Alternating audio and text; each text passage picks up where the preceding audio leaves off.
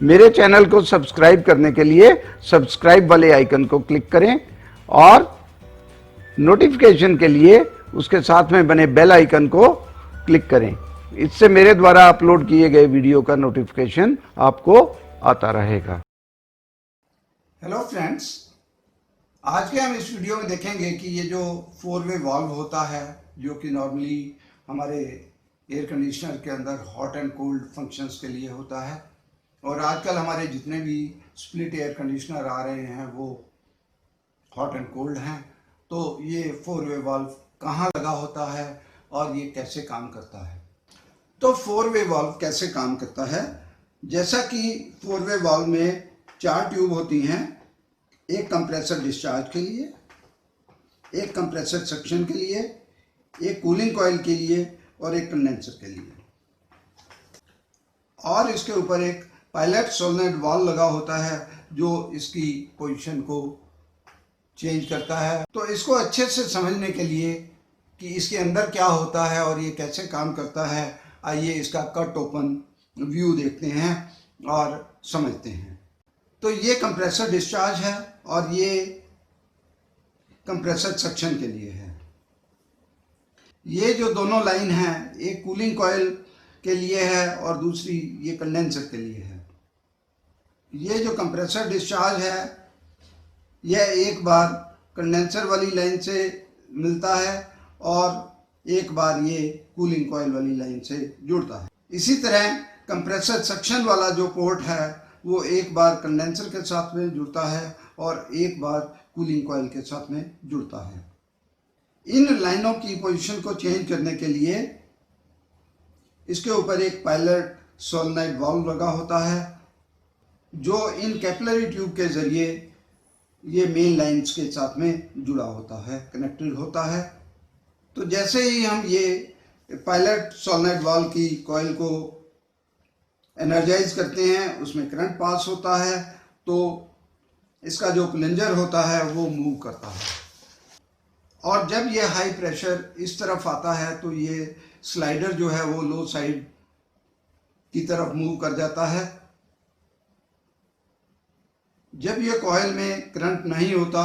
तो ये उल्टा काम करता है और ये जो स्लाइडर है वो दूसरी तरफ मूव कर जाता है। अब ये जो आप देख रहे हैं ये इसके ऊपर ओरिंग सील लगी होती है जो कि स्लाइडर से गैस को लीक नहीं होने देती। ये जो आप यू शेप देख रहे हैं, जब ये इस तरफ इस पोजीशन में होता है तो सक्शन यहाँ से इस तरफ कनेक्ट होता है, और जब ये स्लाइड होकर इधर आता है तो सक्शन इस तरफ से यहाँ जुड़ जाता है। इस तरह सक्शन लाइन की पोजीशन को ये चेंज करता है।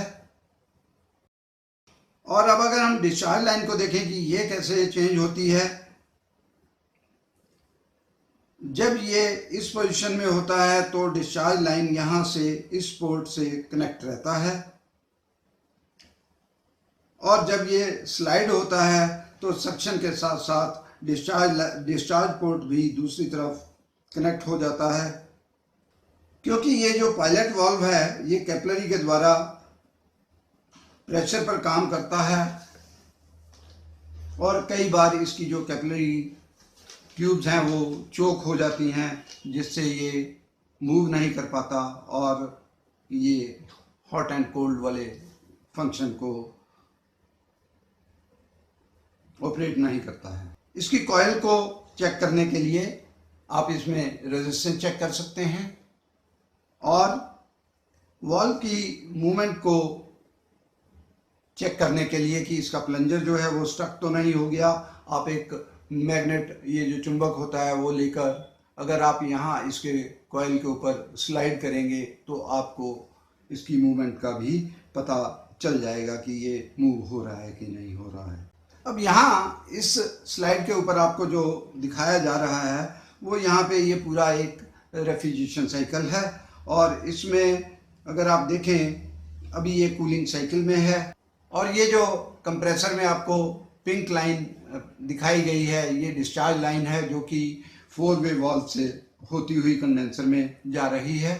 और कंडेंसर आगे जो है वो कैपिलरी से जुड़ा हुआ है और यहाँ से लिक्विड रेफ्रिजरेंट जो है वो कूलिंग कॉइल में जाता है